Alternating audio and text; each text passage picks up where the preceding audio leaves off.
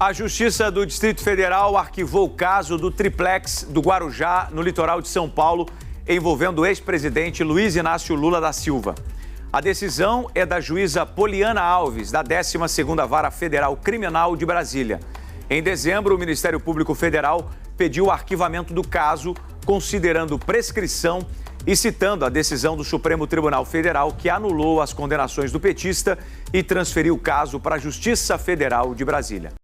A juíza Poliana Alves determinou o arquivamento do processo sobre o caso Triplex do Guarujá, que envolve o ex-presidente Luiz Inácio Lula da Silva. A decisão da magistrada da 12ª Vara Federal Criminal de Brasília desta quinta-feira, 27, acontece dias após a Procuradoria da República no Distrito Federal indicar o arquivamento do caso. Na ocasião, a Procuradora da República Márcia Brandão Zollinger mencionou a prescrição das acusações, considerando a idade do ex-presidente e a decisão do Supremo Tribunal Federal, STF, de anular as condenações envolvendo o ex-presidente por atuação suspeita do ex-juiz Sérgio Moro no caso, o que levaria a uma nova investigação. A posição da Suprema Corte também foi mencionada na decisão desta quinta-feira. A prescrição ora reconhecida decorre da anulação promovida pelo Supremo Tribunal Federal de todos os atos praticados pelo então juiz federal Sérgio Fernando Moro. Registro que, uma vez anulados todos os atos praticados, tanto os da ação penal como da fase pré-processual, foram tornados sem efeito todos os marcos interruptivos da prescrição, menciona a juíza Poliana Alves. Pelo exposto, acolho a promoção ministerial e determino o arquivamento dos autos, completa. Para réus com mais de 70 anos, o prazo para punição por supostos crimes cai pela metade. Lula tem 76 anos e, com o cancelamento das condenações pelo STF, houve, portanto, a prescrição das acusações. Parece que o raciocínio do advogado Antônio Marins de Oliveira calou fundo no judiciário brasileiro. Se referindo exatamente ao mega corrupto Lula, o jurista soltou